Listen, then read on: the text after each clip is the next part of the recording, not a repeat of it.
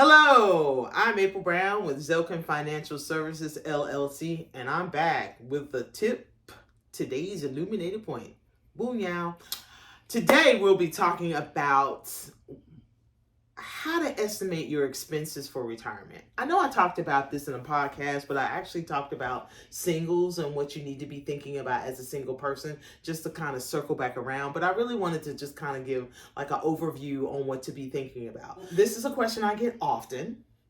And when I am doing my first meeting with a client, this is how I kind of get to that question. So I ask them about how much their earned income is when I'm talking to them, because I'm gathering information, fact finding. And I'm also going to ask them what I call the DATI, which is your desired after-tax income. That's what it stands for. And so when I ask for this information, a lot of times people are like, what? So most people are not thinking about this because they're always in the throes of working and trying to build and create and their wealth and trying to get that magic number, whatever that magic number looks like for them for retirement. So when I ask for your desired after-tax income, that gives me an idea about what it is that you need in retirement. However, most people don't really think about what they need in retirement because, like I said, they're working.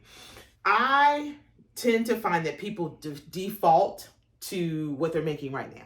So if you're about 5 years away from retirement, whatever they're making right now, they're like, okay, this is where I want to be at. And so a lot of times that's just kind of like the default mechanism. And what I'm imploring you to do is really think about what it is that you need for retirement. So when I ask that desired after-tax income question, it's really important to you because you need to consider the several factors in terms of what that looks like for you in terms of what you need for retirement. So think about it like this. What are your basic living expenses? Do you know what those are? What tax bracket are you going to fall into? How will taxes affect your overall retirement? Because they do, i.e. like if you have pensions or rental property or you have a business, they can affect your overall retirement plan. And when do you plan to take Social Security? Because you can either take it at 62, which is reduced benefits, at 67, which are full benefits, and at 70, which is like a 32% increase in terms of what you would get from 67 to 70. So these are things to consider. So there are more factors, but this is just really a starting point for you to be thinking about. So a good way to begin to estimate your retirement expenses is to, 1, use your current monthly income as a starting point. And so what I mean by that is most people are living at a certain level.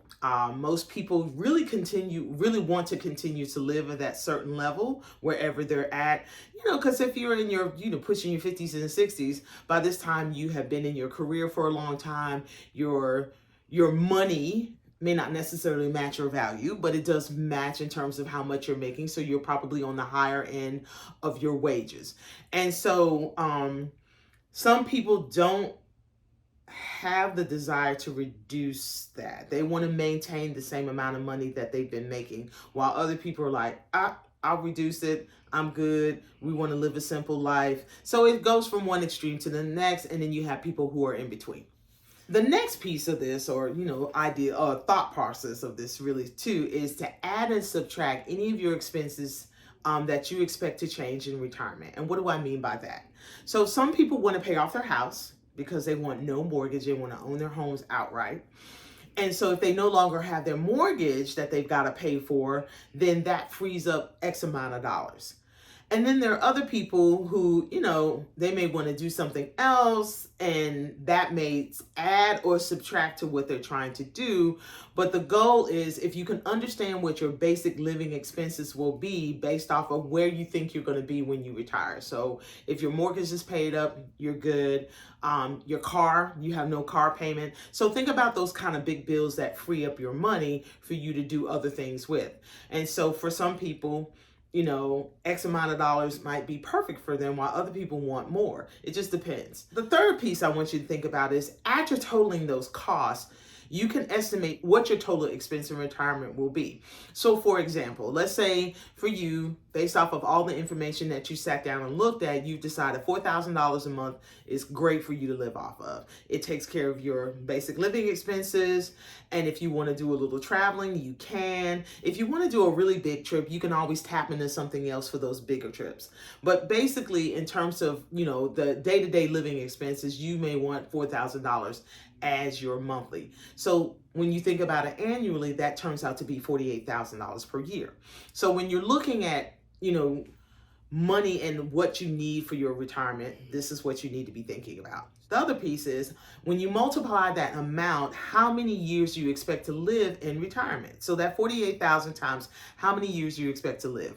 So how do you determine that? And I know you're like, wait, April, I ain't got no crystal ball, and I don't either. However, I will say this. If your family members tend to live into their 80s and their 90s, and that's been consistent, with good health and people taking care of themselves, you potentially might live to your 80s and your 90s. So I talk about this. Do you want to outlive your money, or do you want your money to outlive you?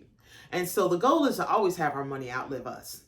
So you still want to know that, if you're trying to make $48,000 a year, and let's say you retire at 65. So your people are living into their 90s. So you got another 25 to 30 years plus that you need to have $48,000 annually coming in.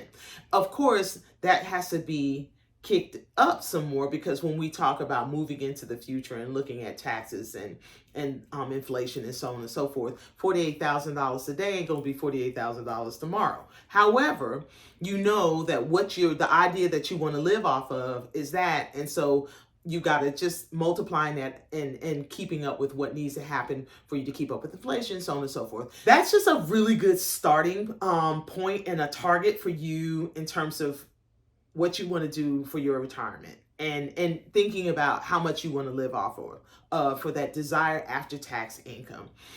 And that's pretty much all I have for you today. I know this was a quick one, and I hope you got something from it. However, if you want to learn further or learn more, reach out to us at Zelken Financial Services, LLC. I'm April Brown, and until the next time, have a great day.